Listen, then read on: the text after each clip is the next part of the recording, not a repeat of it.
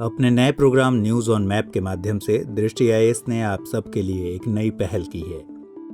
हमारा उद्देश्य मानचित्रों के प्रयोग द्वारा हालिया समय में सुर्खियों में रहे महत्वपूर्ण जगहों की भौगोलिक स्थिति की सभी जानकारियों को आप तक आसानी से पहुंचाना है। इस सत्र में हमने 5 स्थानों को लिया है, जो हैं पोलैंड, रूस, केन्या, युगांडा और कतर। आइए इन सभी स्थानों में से प्रत्येक को विस्तार से समझते हैं, जो हाल फिलहाल में समाचारों का हिस्सा रहे। पहला स्थान है पोलैंड। काटोविस में जलवायु परिवर्तन पर संयुक्त राष्ट्र फ्रेमवर्क कन्वेंशन के लिए पार्टियों के सम्मेलन यानी conference of the parties COP24 की बैठक की मेजबानी के कारण पोलैंड सुर्खियों में रहा है।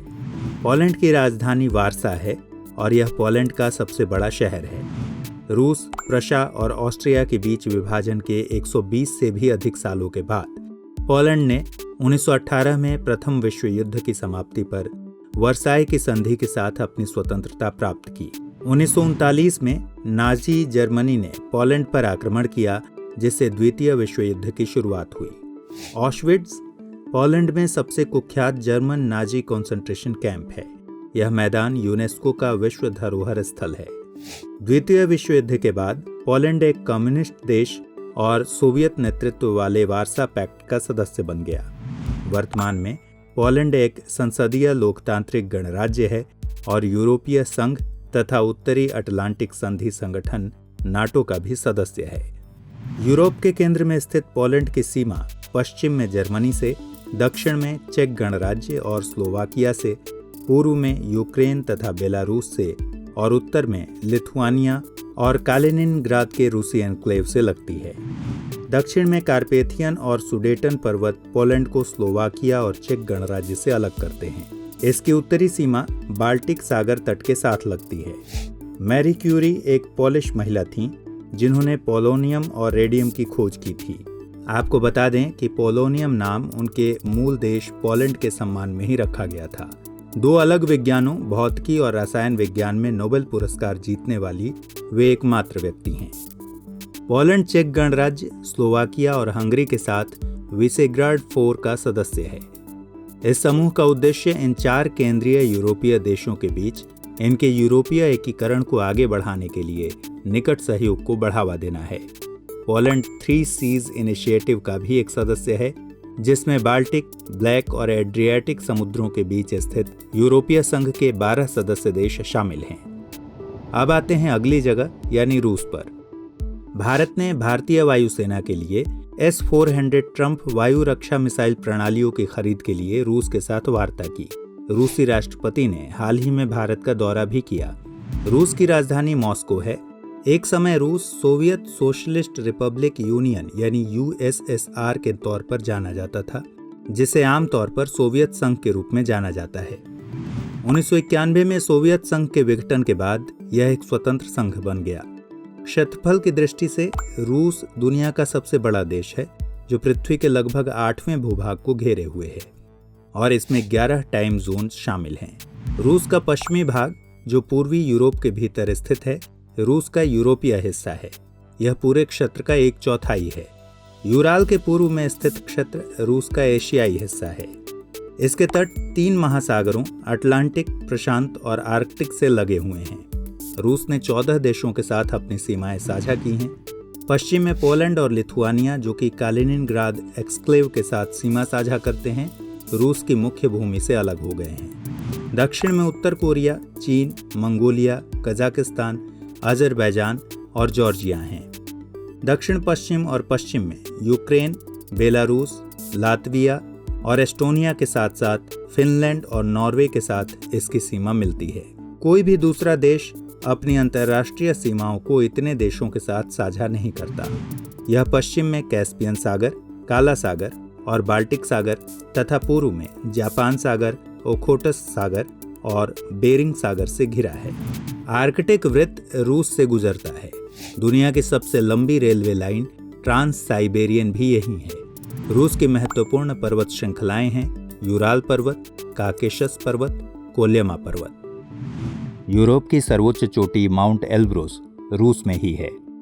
बैकाल झील दुनिया की सबसे गहरी झील है और इसमें दुनिया का लगभग 20% ताज़ा पानी है। यूरोप की सबसे लंबी नदी वोल्गा रूस में है। रूस का सुदूर पूर्व क्षेत्र रिंग ऑफ फायर के साथ लगा हुआ है, जो कि प्रशांत महासागर की सीमा पर सक्रिय ज्वालामुखियों और भूकंपीय केंद्रों का एक बेल्ट है। रूस के कई अनसुलझे क्षेत्रीय विवाद हैं।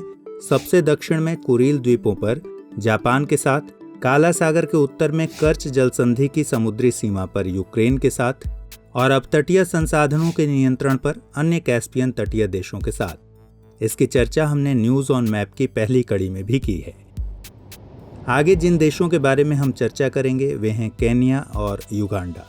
केन्या और युगांडा दोनों विक्टोरिया झील में स्थित मिगिंगो द्वीप पर स्वामित्व का दावा करते हैं। दोनों देश हाल ही में इस द्वीप पर गश्त लगाने के लिए एक संयुक्त कार्यबल बनाने पर सहमत हुए। आइए पहले बात करते हैं केन्या की। केन्या की राजधानी नैरोबी है। नैरोबी कुछ महत्वपूर्ण संयुक्त राष्ट्र एजेंसियों का मुख्यालय है, जैसे United Nations Human Settlements Programme UN Habitat और संयुक्त राष्ट्र पर्यावरण कार्यक्रम UNEP। 1963 में केन्या ने यूनाइटेड किंगडम से स्वतंत्रता प्राप्त की। यह पूर्वी मध्य अफ्रीका में हिंद महासागर के तट पर स्थित है और भूमध्य रेखा द्वारा क्षैतिज रूप से 2 बराबर भागों में विभाजित होता है। केन्या उत्तर में दक्षिण सूडान और इथियोपिया, पूर्व में सोमालिया, दक्षिण में तंजानिया और पश्चिम में विक्टोरिया झील और युगांडा के साथ सीमा बनाता है। विक्टोरिया झील अफ्रीका की सबसे बड़ी झील है और पृथ्वी की दूसरी सबसे बड़ी ताजे पानी की झील है। केवल उत्तरी अमेरिका की सुपीरियर झील इससे बड़ी है। ग्रेट रिफ्ट वैली केन्या को उसकी लंबाई में नीचे से होते हुए ऊपर तक एक सीध में विभाजित करती है। घाटी में तुर्काना झील सहित क्षारीय झीलों की एक माला है, जो दुनिया की सबसे बड़ी स्थायी मरुस्थलीय झील और दुनिया की सबसे बड़ी क्षारीय झील है। केन्या को मानवता का पालना बताया गया है, क्योंकि तुर्काना बेसिन में सबसे पुराने मानव पूर्वजों में से एक होमो रुडल्फेंसिस की अस्थियों की खोज की गई थी। ताना नदी केन्या की सबसे लंबी नदी है। यह अंततः फॉर्मोसा खाड़ी से हिंद महासागर में गिर जाती है। किलिमंजारो के बाद माउंट केन्या केन्या में सबसे ऊंचा पर्वत और अफ्रीका में दूसरा सबसे ऊंचा पर्वत है। अब बढ़ते हैं युगांडा की तरफ। युगांडा ने अपना नाम बुगांडा गणराज्य से लिया है, जिसने एक बार देश के दक्षिणी इलाकों की भूमि को अपने कब्जे में कर लिया था। युगांडा की राजधानी कंपाला है, जो कि इसका सबसे बड़ा शहर भी है। युगांडा ने एक संरक्षक के रूप में शासन करने वाले ब्रिटेन से 1962 में स्वतंत्रता प्राप्त की। यह पूर्व मध्य अफ्रीका में एक लैंडलॉक्ड कंट्री है, मतलब इसकी समुद्र तक कोई पहुंच नहीं है। यह भूमध्य रेखा पर स्थित है। युगांडा उत्तर में दक्षिण सूडान, पूर्व में केन्या, दक्षिण में तंजानिया और रवांडा तथा पश्चिम में कांगो गणराज्य से सीमा बनाता है। अफ्रीका की 4 बड़ी झीलें विक्टोरिया झील, क्योगा झील, अल्बर्ट झील और एडवर्ड झील युगांडा के भीतर या इसकी सीमाओं पर स्थित हैं। विक्टोरिया झील, जिसकी सीमा केन्या और तंजानिया के साथ लगती है, यह भी नील नदी के स्रोतों में से एक है। अल्बर्ट झील युगांडा और कांगो लोकतांत्रिक गणराज्य के बीच सीमा बनाती है। यहाँ खनिजों के पर्याप्त प्राकृतिक संसाधन और कच्चे तेल तथा प्राकृतिक गैस के अप्रयुक्त भंडार हैं। अंत में हम जिस स्थान पर चर्चा करेंगे वह है कतर। हाल ही में पेट्रोलियम निर्यातक देशों यानी ओपेक से अपनी सदस्यता वापस लेने के निर्णय के कारण कतर सुर्खियों में था। ओपेक 15 देशों का एक संघ है जो दुनिया का लगभग 45% तेल उत्पादन करता है और वैश्विक तेल की कीमतों पर इसका बहुत बड़ा प्रभाव है।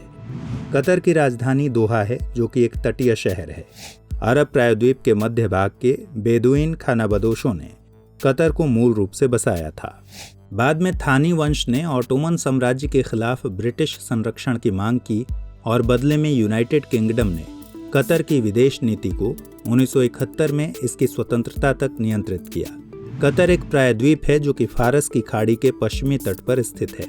यह अपनी दक्षिणी सीमा सऊदी अरब के साथ और समुद्री सीमा बहरीन, संयुक्त अरब अमीरात और ईरान के साथ साझा करता है।